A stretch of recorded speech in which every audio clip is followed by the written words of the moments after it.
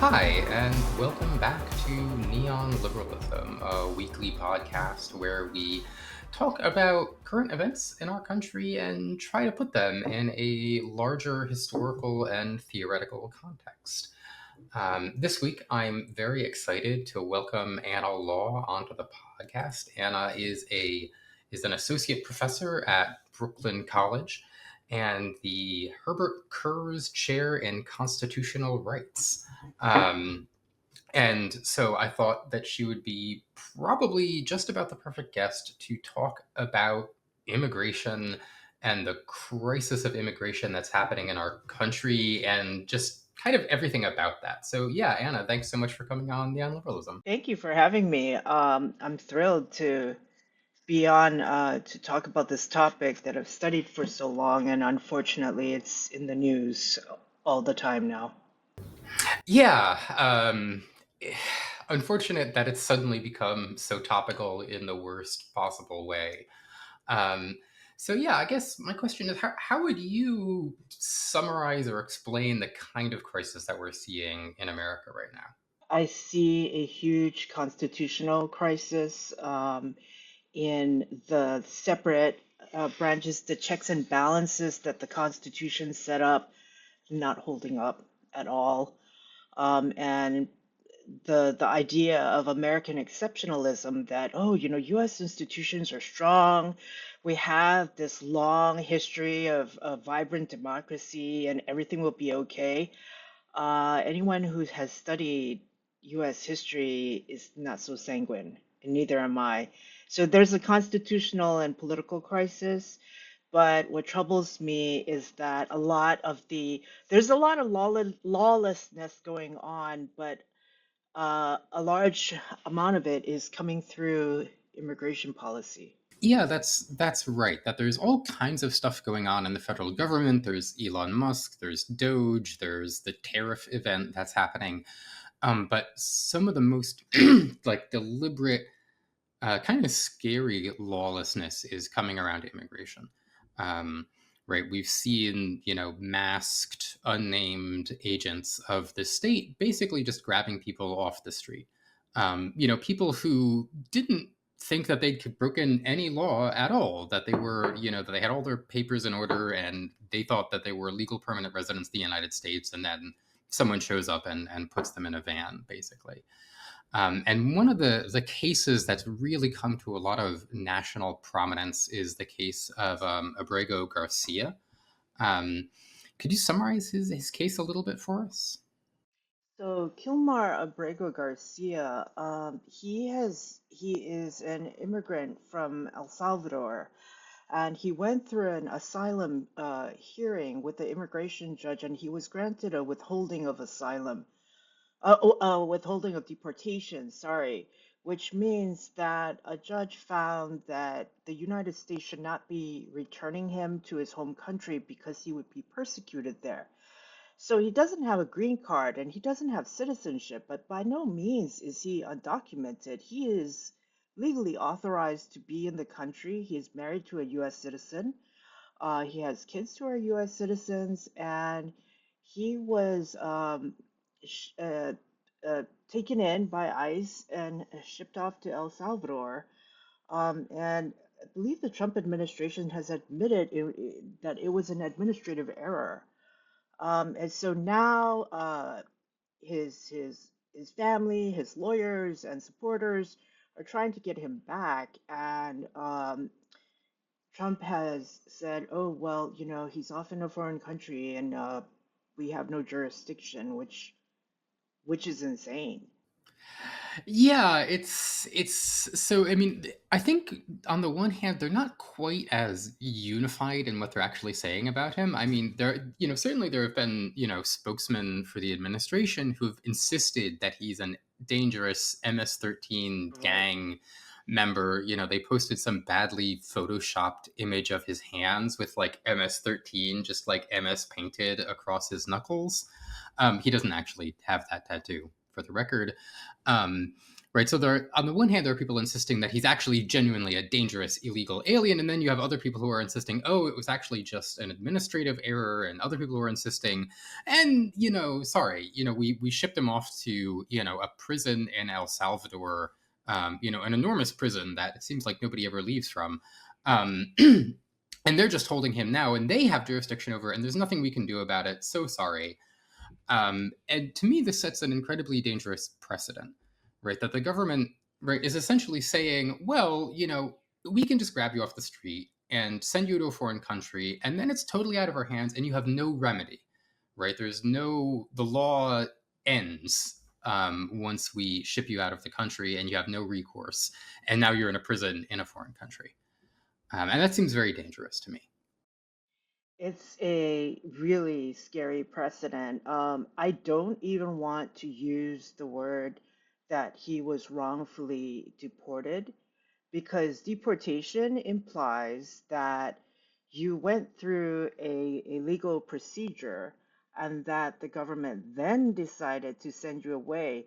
But when he got grabbed and shipped to El Salvador, there was no procedure. And then now, as you said, parts of the Trump government are saying, "Oh, but he's a dangerous criminal, and therefore he's not entitled to any procedural protections." Right, but if on the say so of the government and without Abrego Garcia's opportunity to contest that characterization in a court of law, if if people think, well, maybe he is a criminal, I don't care if he's a criminal. I don't believe he is, but even if he's a hardened criminal, he still deserves those due process rights. Otherwise, none of us have it. Even U.S. citizens, the whole point of due process is to make sure they got the right person. And here they didn't get the right person. So to say, for the government to say, oh, no, no, no, no, well, he's a dangerous criminal, according to who? Yeah, I think that's right. That if the government can just point at anybody and say they're a dangerous criminal and we're shipping you off, and oops, sorry, it was the wrong guy, or you were a U.S. citizen, but like it's out of our hands now, and you're in a prison in a foreign country, and no one has any ability to get you back. That's an assertion of basically unlimited power to just grab people off the streets. Um, and so I want to talk a little bit about how we got here on immigration and what this means and what kinds of historical precedents we can look to try and understand what's happening. Um, and one that I and others have been very struck by is the parallel with the fugitive slave crisis. Um, and as it turns out, you are writing a book on immigration and slavery and federalism. So I hope this is like exactly in your wheelhouse.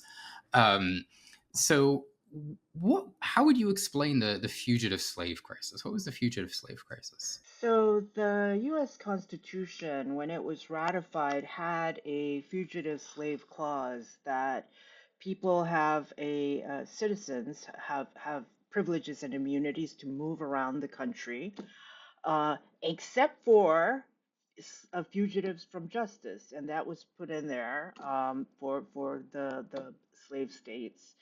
And then the first Fugitive Slave Act of 1793 is to sort of translate that thing in that clause in the Constitution into law. The Fugitive Slave Act was basically ignored because it didn't make clear who's enforcing this thing. So the slave states always felt like, okay, this thing is only on the books, it's not enforceable, because is it the state officials enforcing it? Is it federal officials? Are citizens like, commandeered into enforcing this thing? So they passed a stronger Fugitive Slave Act in 1850, and that's the one that really kicked off a national crisis, because that in theory, people who were enslavers could themselves or hire bounty hunters to go into free slaves and to reclaim their human property. But in practice, it wasn't so easy because it's hard to find people who don't want to be found, and there was no, it was no clarity about how you enforce this thing and who was going to enforce it. But the Fugitive Slave Act of 1850 said the federal government will enforce it. There will be federal officials where if a bounty hunter or an enslaver goes into a free state and grabs an African American person alleging they're a runaway, that they go through a procedure through these federal in front of federal magistrates. But there was this really perverse financial incentive where the federal magistrate, if they found that the person was indeed uh, a, a person fleeing for freedom, then they got $10. But if they found that they had the wrong person and had to let that person go, it was $5. So there's a financial incentive to be corrupt. On top of that, black people, whether free or enslaved, they couldn't testify at these hearings. They could not call witnesses. So this law creates a crisis, a constitutional and political crisis, because many of the northern states have passed laws protecting Black people from getting kidnapped.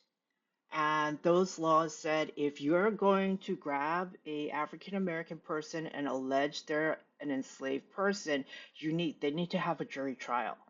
But so those liberty laws come into conflict with the federal Fugitive Slave Act, and it becomes a mess.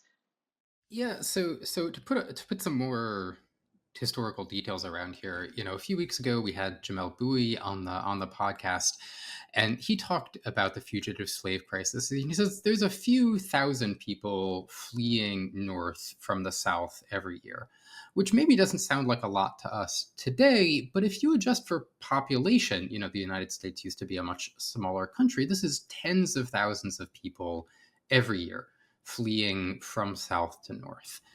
And part of the constitutional settlement, of the original Constitution, you've talked about it a little bit, is that we're going to have slave states south of the Mason-Dixon line, and we're going to have free states north of the Mason-Dixon line. So there is this idea that we are going to have two very different social systems, but they're going to be geographically kind of separated from each other. And to me, what the fugitive slave crisis does, functionally is extend the system of slavery into the free states, right?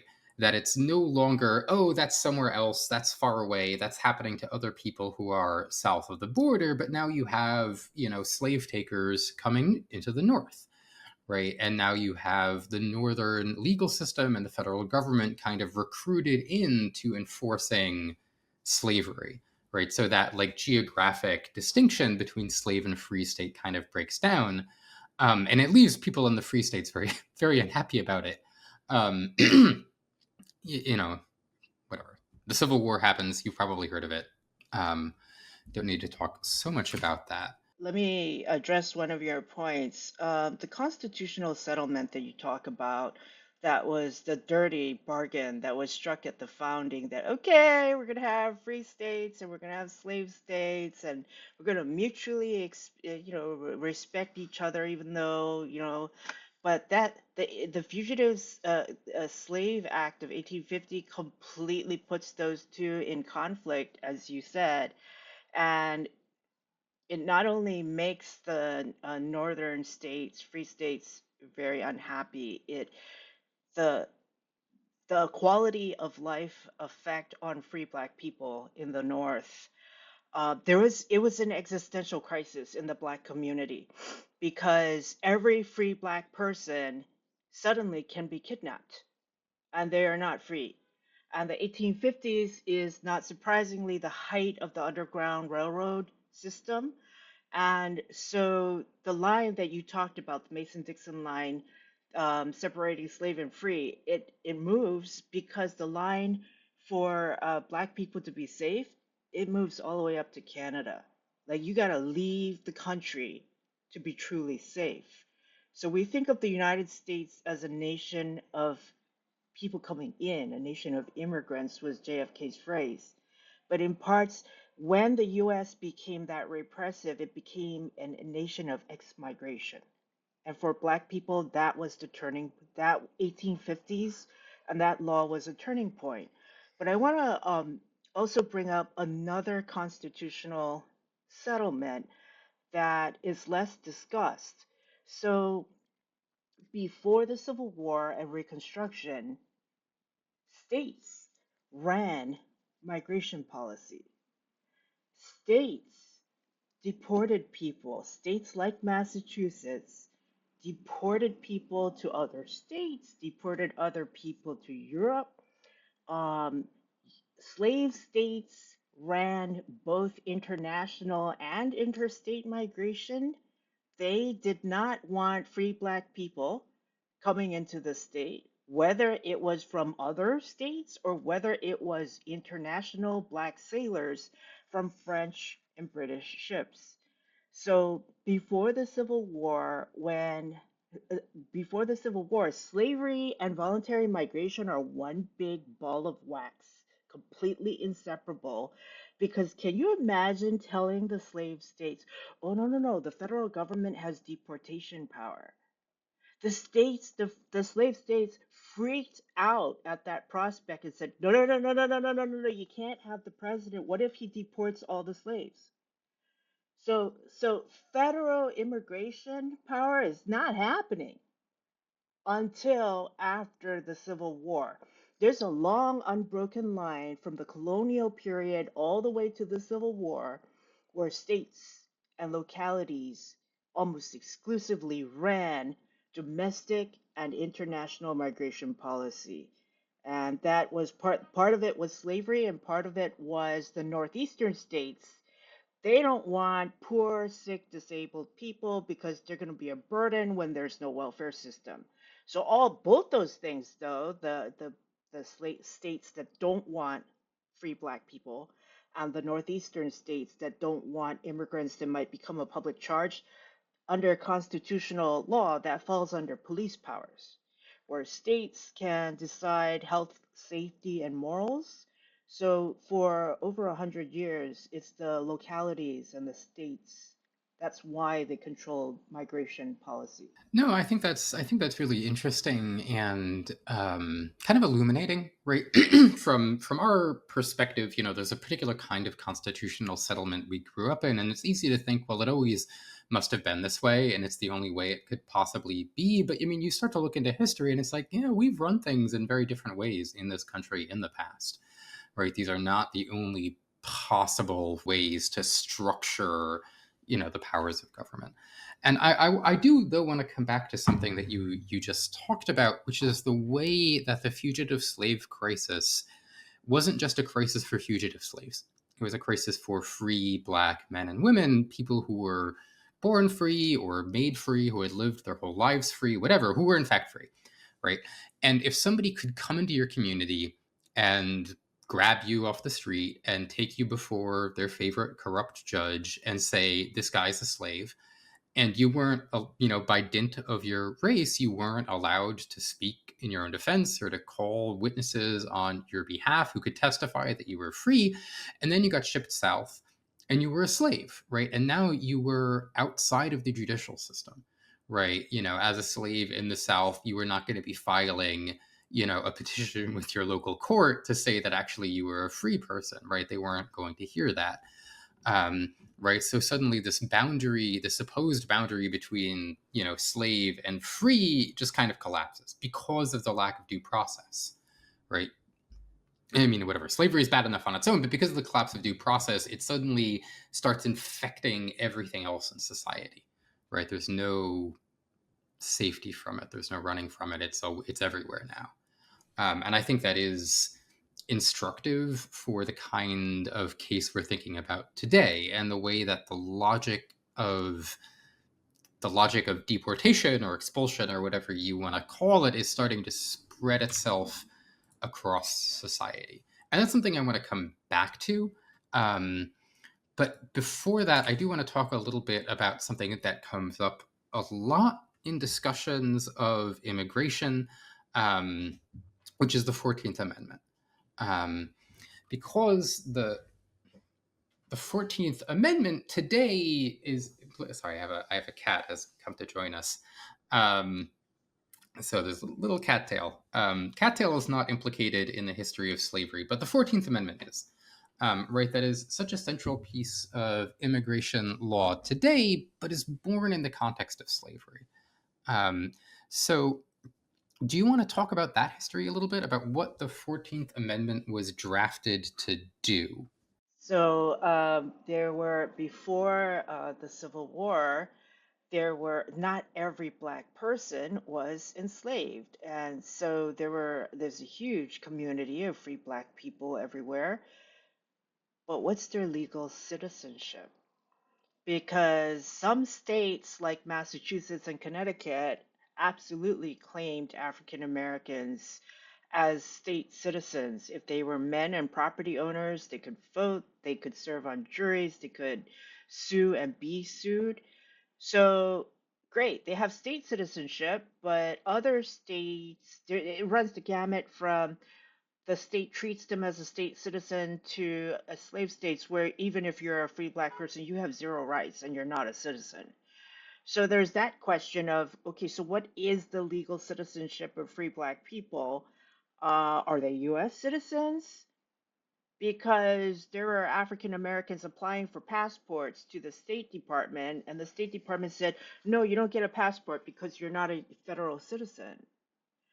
So the lack of legal citizenship um, of free black people allowed them to be discriminated by states setting up laws saying they can't go to certain states or settle in certain states.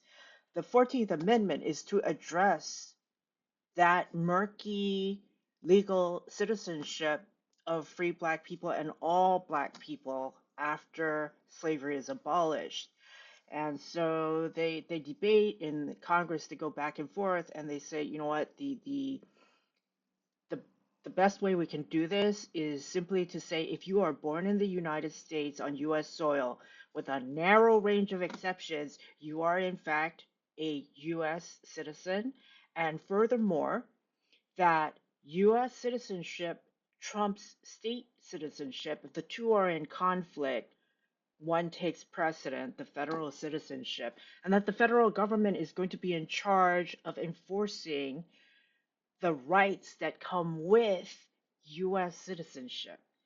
That is the driving reason for the Birthright Citizenship Amendment. It is to clarify and make black letter law, okay, US citizenship. Anyone born on US soil, you're a citizen. Yes. No, I think that's very important. Like you say, there's two like very narrow, exemptions, right? Basically, if you're the child of like a foreign diplomat, or if you're the child of an invading army, if I recall correctly. Um, haven't had one of those in a very long time. Um, right, but that it's important that there's no quibbling about it, right? There's no like, oh yeah, you have to go through this process or that process, but it is just very simple, right? If you're born in America, you are a citizen of America. And I think you're right to emphasize how this kind of clarifies the chaos of pre Civil War citizenship law. Um, I think it's also important to emphasize the that it's not just to clarify existing law, but it's to say that there can never be a permanent underclass in America, right? That there's never going to be a permanent class of non citizens in America again. The way that slaves were a permanent class of non citizens in America, right? That if you're here, you might have come here by various ways, but your kids are going to be citizens without any qualification, right? There's no higher tier of citizenship that you could aspire to. Um,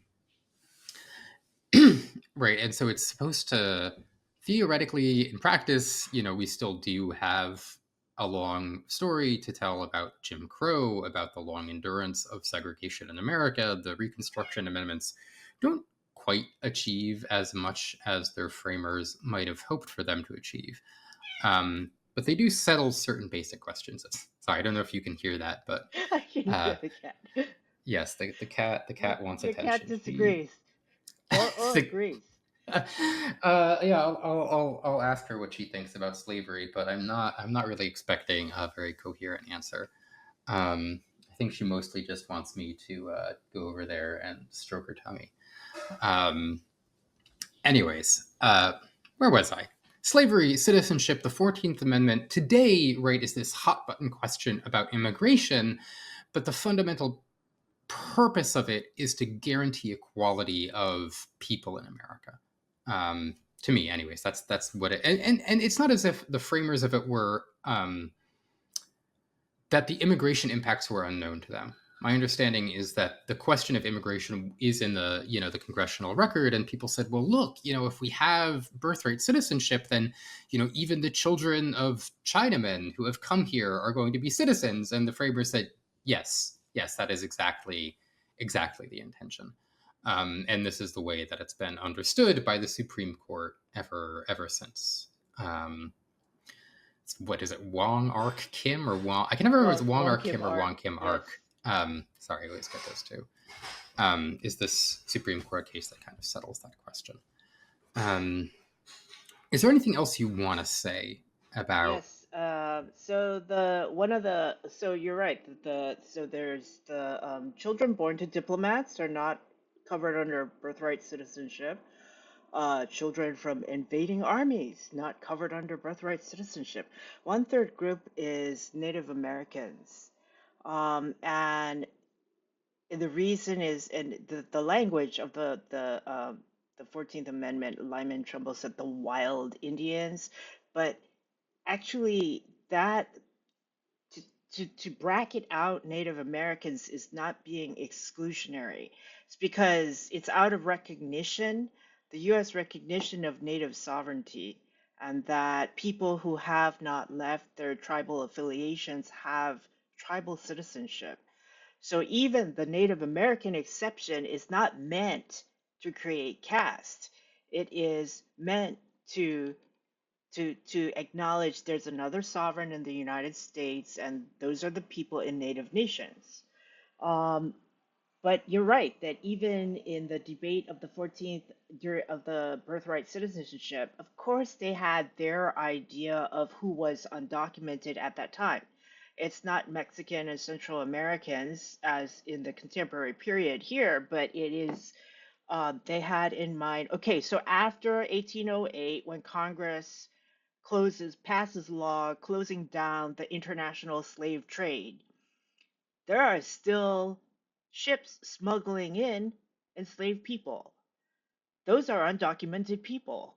Technically, the 14th Amendment birthright citizenship covers their children.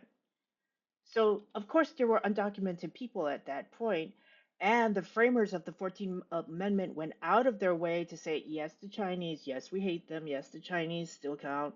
If they have kids here, they will be birthright citizenship.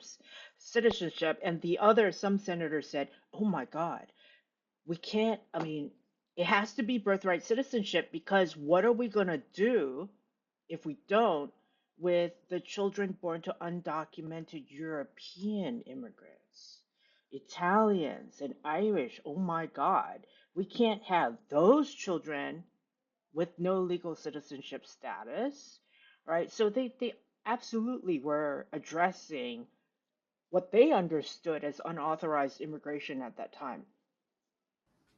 Yeah, yeah, and I I want to highlight this because there's been some kind of disingenuous arguments from the Trump administration, from their kind of courtier lawyers, that actually the framers had no idea about illegal immigration, and clearly they couldn't possibly have meant that. Birthright citizenship has kind of been a bugbear on the right for a long time. But again, if you look at the actual congressional record, they were well aware of these questions, and they intended to resolve them in this way, in favor of birthright citizenship.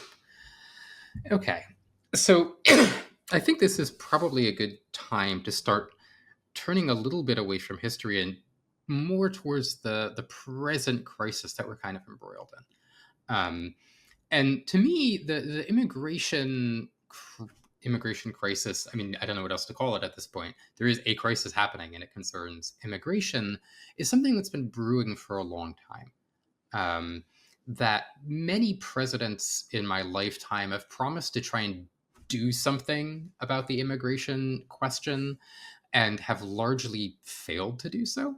And so I was wondering if you could talk us a little bit through that history about how we got here today with the immigration question. So the immigration framework for U.S. immigration law and policy hasn't been substantially changed since 1965. I mean, we've passed laws tweaking this and tweaking that, but the framework is from 1965.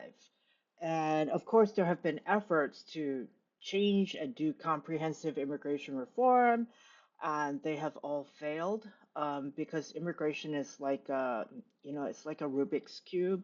You satisfy one constituency, and then another constituency gets upset. You turn it one way, and then another constituency gets upset. But the because there's actually broad agreement on immigration. No one out there, even before Trump, has said, oh no, the system totally working.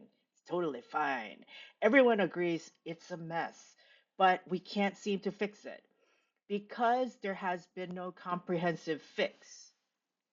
It has left a power vacuum. And so for political entrepreneurs like Trump, who seized on immigration as a wedge issue. There was no legislation going on, so he jumped in and said, "I will fix it," and he was able to turn immigration, which is a very complex topic, to turn it into a way to channel white grievance and resentment. Yeah, I think that's right. That there's no one seems to be satisfied with the status quo on immigration. Um, there's long been a recognition that something should be done. Um, I had But the what Brett. and the how is what people fight over.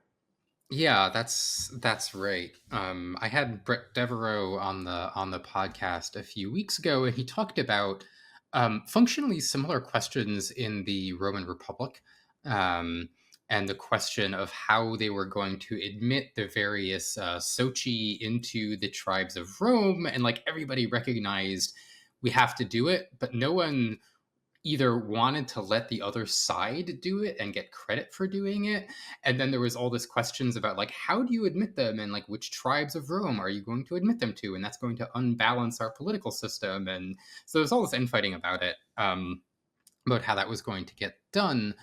um, and I think in America it goes a little bit deeper than that. So I have an essay up at Liberal Currents just yesterday, I believe, called "The Present Crisis and the End of the Long '90s." And one of the things that I argue is that the '90s, the constitutional settlement that kind of governed America for the last 40 years or so, has broken down. And part of that settlement was a kind of hypocrisy about racism and sexism. And the hypocrisy is, on the one hand, we're going to admit that America is for everybody. We are going to have facially universal, facially neutral celebrations of equal citizenship for everybody. And we're going to reject explicit, vulgar racism and sexism. But in practice, America is going to remain a white man's republic.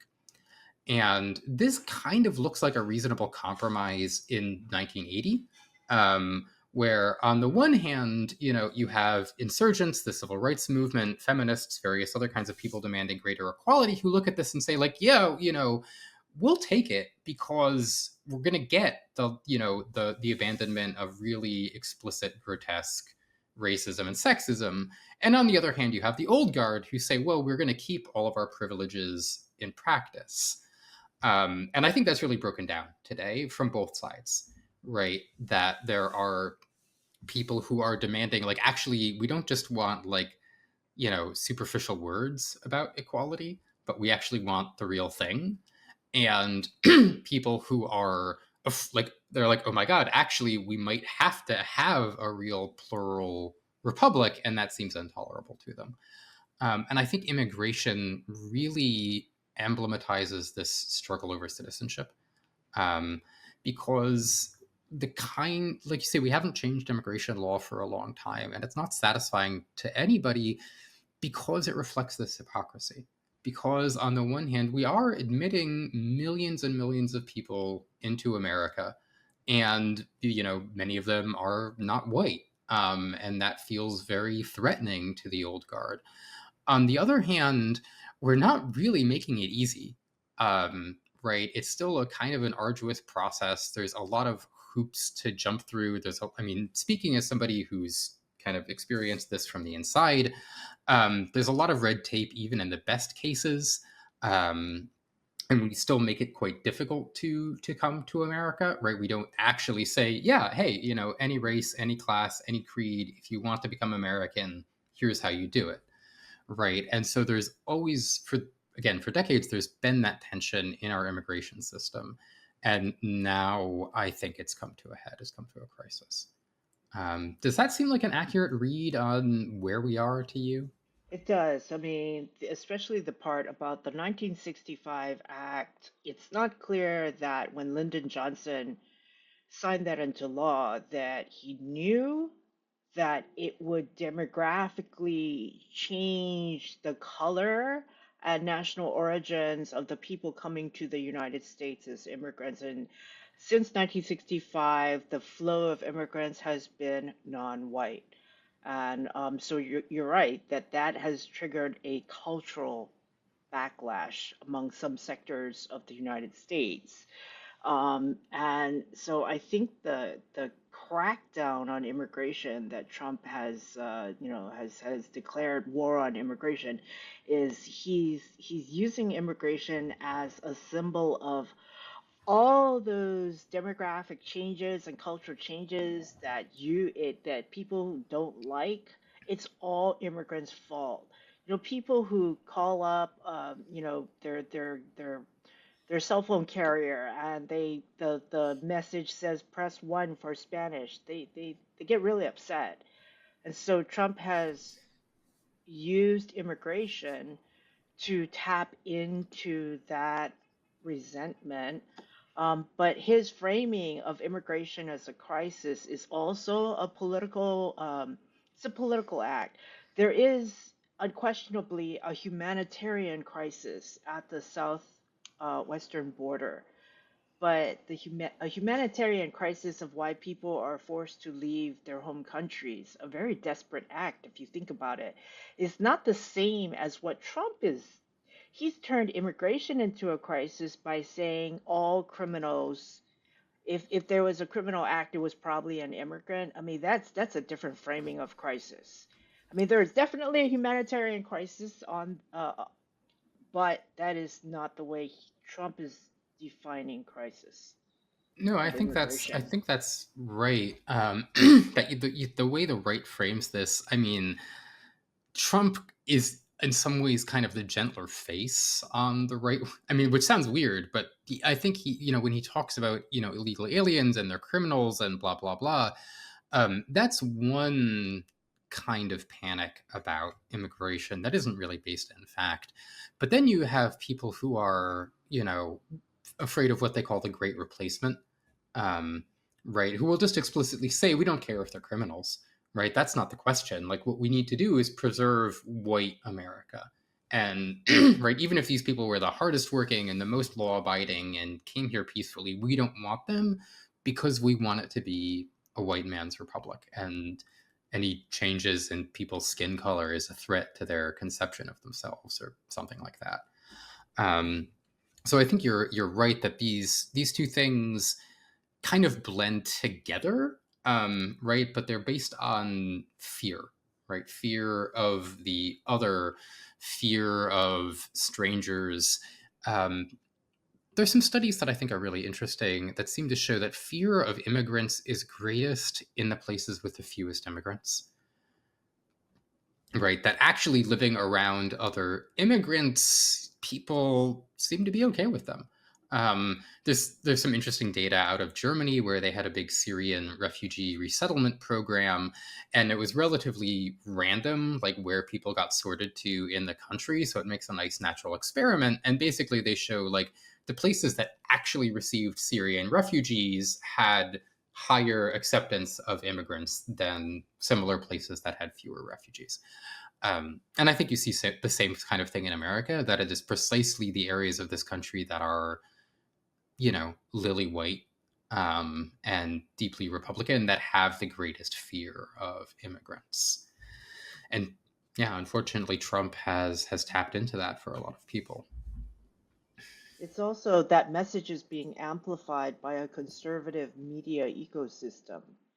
So even if you don't live in New York City like me, where there's immigrants from everywhere, but if you only get your news from that ecosystem, you really believe that we're being replaced, invaded, whatever derogatory adjective is being used about immigrants. Yeah. No, I think the media fears, Fox News always has, scary pictures of men with tattoos and the migrant caravan that reappears and disappears every few months. They're always panicking about some migrant caravan when they need to whip up sentiment about that. Um, I do also want to go back to highlight how some of this parallels the fugitive slave crisis that we've been talking about. That you talked about a humanitarian crisis at the border. It's often people frame this as a border crisis. Republicans like to talk about the border crisis. And again, that suggests a kind of geographic separation, right? That there's a crisis happening in a geographically defined area, the vast deserts of the Southwest, or a wall that we're going to build out there. Um, and I think what we're seeing today is that that's not actually tenable. That's not a sustainable solution, because the question of border enforcement starts to spread itself across the entire country. And so there's an argument from Chandra Kukathis that I kind of like, where he argues, I believe it's in his book, The Liberal Archipelago, that you can't have restrictions on immigrants without also having restrictions on citizens. Um, and he says, many illegal immigrants, I believe most actually illegal immigrants in America, they don't sneak across the border. They come here on a visa and then they overstay the visa. And so it's not like there's some geographic place where you can catch them, but it's a matter of you'd have to be surveilling society. You would have to be tracking people all the time. And you'd also have to be tracking citizens, right? Because you want to say, oh, illegal immigrants can't work in America. Well, how do you do that? You have to be paying attention to citizens and who they hire, right? You want to say, oh, illegal immigrants can't legally rent a room in America. Well, you have to be tracking, you know, whatever landlords or people with rooms or various other kinds of commercial companies that, hotel providers, whatever, and making sure like every single person, are they a citizen in here? Um, and I think this gets back um, to these points about due process that we've been talking about. And I know you've written about this. This is some of your area of expertise, but can you talk a little bit about the legal regime at the border? What I've sometimes heard referred to as the constitution-free zone of the border.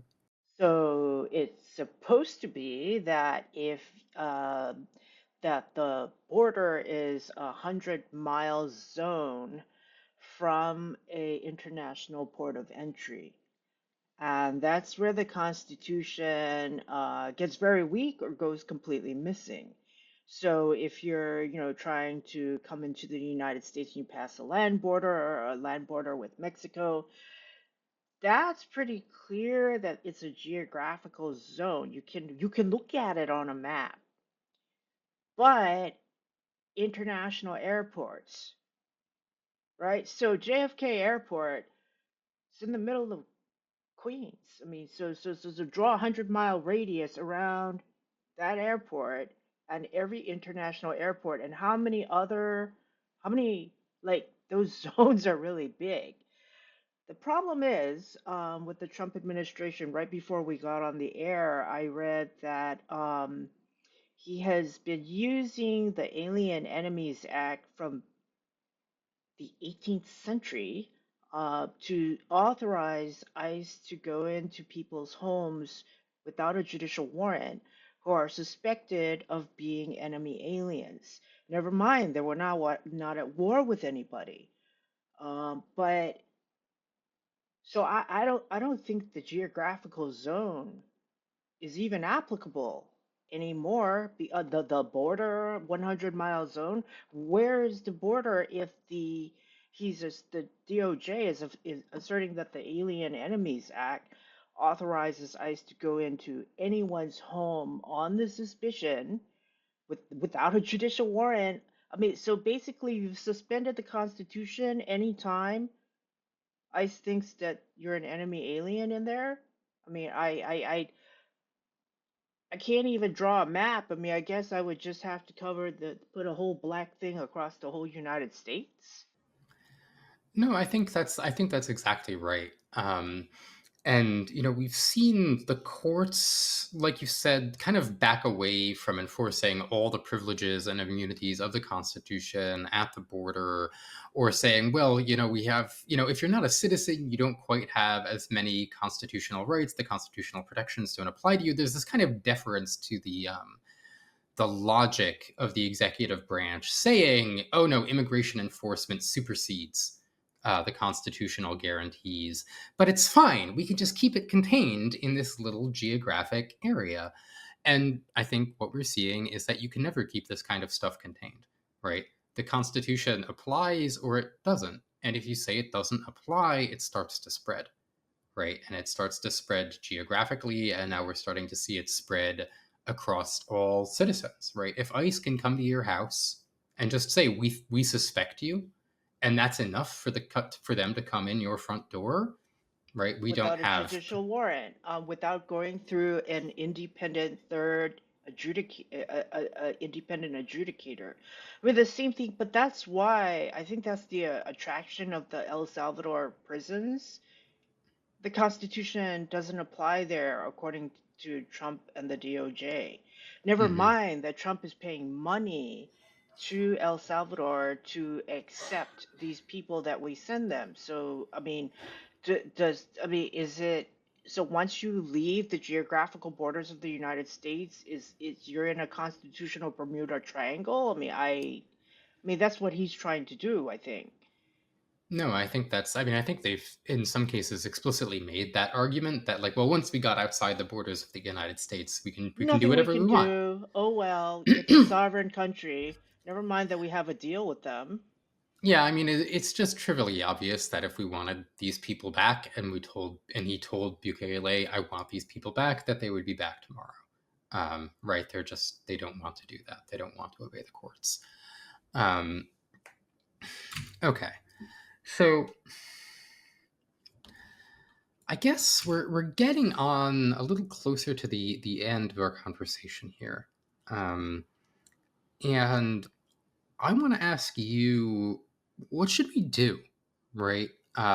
What should we do about this crisis? What kind of better future should we be working towards? I think that we at present moment we have to keep uh, for those of us who are U.S. citizens and who have expertise in this area. It is a scary time, but I also have read the political science literature that keeping quiet in a time like this is not really going to help us. So as academics, I think academics should, to the extent that they feel safe, use their expertise. I think citizens should continue holding their elected officials accountable. Um, I call Chuck Schumer and Jill Brand's office on a weekly basis, even though they don't pick up, and just to even though they're not moving in the direction I would like, but they need to know that their constituents are angry, and that I expect him and her to do use every democratic means available to bring this Abrego Garcia guy back and to shut down the system of shipping people out overseas where they're out of reach without any sort of trial. But there's so much bad news coming at us from all sectors that, I mean, my students get overwhelmed too when I talk to them about this stuff. A lot of them are people of different immigration statuses, and I tell them, well, you focus on one issue that you really care about. You learn everything you can about it, and you drill down because there's no other way. We have to keep ourselves informed. We have to keep trying to hold our elected officials accountable, and we should act locally. I can't do anything about moving the needle on national immigration policy, but I can teach my students what's going on. I can help answer basic questions my neighbors might have or something like that to be influential in my own very small sphere. Yeah, I think that's valuable advice to keep in mind. And I think, we see sometimes these excuses from politicians or from pundits that say, well, Democrats are out of power right now, and so they can't change national immigration policy. And on a formal level, that's true, right? Democrats Hmm. are out of power right now. But that doesn't mean that we are powerless. Right. So we recently saw a Democratic Senator Van Hollen, I believe, Hmm. who just, went to El Salvador and he said, I believe Abrego Garcia is from Maryland. Um, Yes. yeah, right. He said, this guy is my constituent. I am going to go to CCOT. I'm going to see my constituent. I'm going to do everything I can to make sure that he's okay, that we get him back. And even though this doesn't have, the force of law or policy behind it, it creates a confrontation with Trump's lawlessness. It creates a confrontation between like decency and empathy and the kind of lawless cruelty that Trump is trading in. And this is something that many of our elected politicians could be doing, right? They have a level of the not the bully pulpit, a level of platform that many of us don't, and by creating these confrontations they can change the direction of national opinion, as we've seen has happened, right? That Trump is becoming unpopular quite quickly, including on immigration, right? When he Category dropped since February on immigration. Yeah, and I think that's very striking, right? When at first people were saying, "Oh, look, Trump is doing all these terrible things, but immigration is something where he still polls really well, so obviously Americans must support everything that he's doing." And I don't think that's true, right? I think the average No. American, as we have discovered, is relatively tapped out from political news.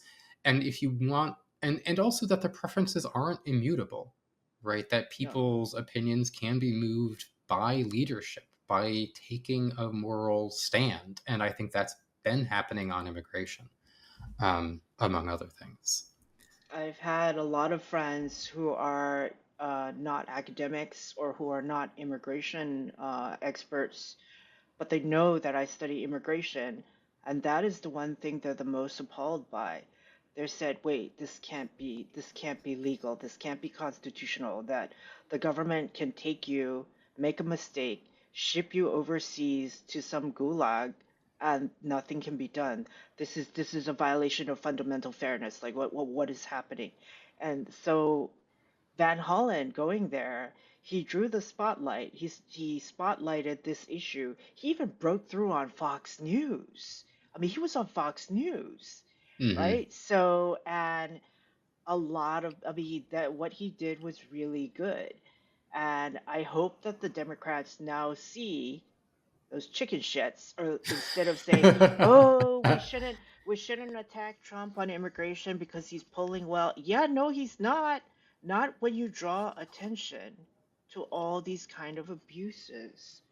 No. And yeah, now public opinion is headed in the opposite way. No, I mean, this is something that we've been very emphatic about at Liberal Currents is the possibility of leadership, right? A possibility of changing the conversation. And I think that's what Democratic voters want is they want Yeah. leadership. They want somebody who will fight, not somebody who's going to roll over and play dead for these people. Or to Um, like be Gavin Newsom and and like stick his finger in the air and see which way the wind is blowing. That's right. No, I think Newsom kind of displayed a fundamental moral cowardice, right? That he showed. He didn't really have principles. And people want principles. People want people with the courage of their convictions to stand up at these times and say what's right and what's wrong.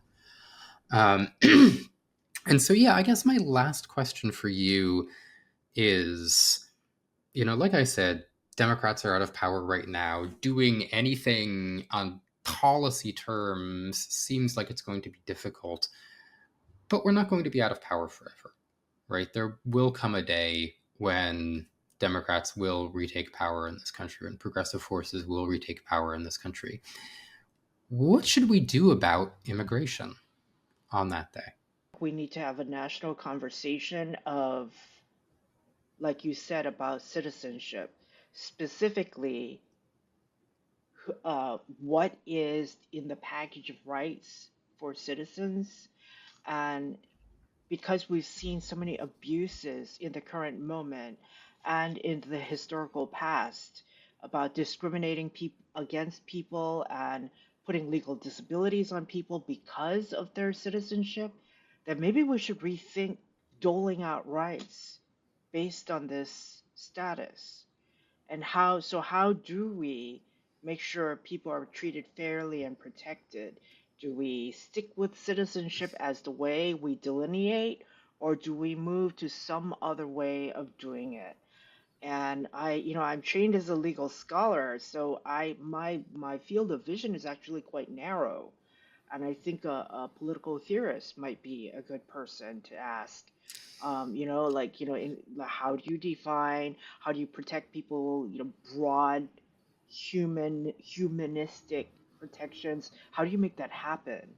And I'm not convinced that legal citizenship is the way to go because it has been abused so many times that we need to have a national conversation, not just of citizenship, but what kind of country do we want to be?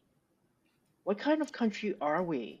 Do we let the government discriminate against whoever they want based on citizenship? What kind of country are we? No, I think that's right. That it's possible to see these things from like a very narrow Right. aperture about, well, the legal question of this or the Yeah. constitutional interpretation of that. But for me, these are fundamental questions of values, right? Right. Fundamental questions of, I mean, maybe you won't like this framing, but like, who is an American and who gets to be an American, right? Who is a And what rights full do they have? Hmm. what rights does that Yeah. entail? Right. For me personally, like I said, I think there are a lot of people around the world who would like to be Americans, right? They would Hmm. like to come here and, do the same things that all the rest of us do, work hard and earn a living and support their families and live a free life. And I don't see how that hurts me. I think that's good for me, actually, to share a country with other people who want to be free. Um, so for me, I think we really need to emphasize to have this national reckoning and say, yeah, America's for everybody, right? Not just for not just for white Christian patriarchal, whatever, however you want to frame it, but that narrow slice that always seems to think it's their country and no one else's. No, I think America's for everybody. No, I think that because my book that I'm finishing up is so historical, I see a lot of political scientists and law professors rolling their eyeballs at me like, "Oh, good God, who cares about that ancient history?" I mean, but You really do have to see the whole, how have we defined who is an American before?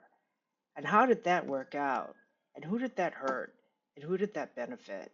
And I tell people who look at my historical research, skeptically, I say, whether you like it or not, Make America Great Again is a historical argument. It's a very distorted argument about a vision of who they think an American is. I disagree with it. And a lot of people across US history, including African Americans who were enslaved and other people who didn't have full citizenship, also disagree with that vision. No, I think that's, I mean, here on Neon Liberalism, I think, history isn't dry and dead. I think history is all around us. And I think it is, like I said, there's a kind of myopia that you see from people who can't think past 6 months ago, right? They have the memory span of a goldfish and they can't, and this makes them really struggle to understand the world because their frame of reference is so small, right? And I think Yeah. if we want to understand the society we're living in, if we want to understand how we got here and how we might get somewhere else, I think we need to understand history. Um, so this has been an absolutely lovely conversation. Thank you Thank you so so much. much for having me. Yeah, thank you so much for coming on. It was great to talk to you. Um, so, once again, I do have to remind our listeners that Liberal Currents is a subscriber supported publication. If you like the work we do here, head on over to liberalcurrents.com and subscribe to our newsletter. Stay in touch with all of the other content that we produce, and consider, pitching in a few bucks and supporting us. So thank you again for coming on the podcast. Thank you all for listening to the podcast, and I will see you again next week.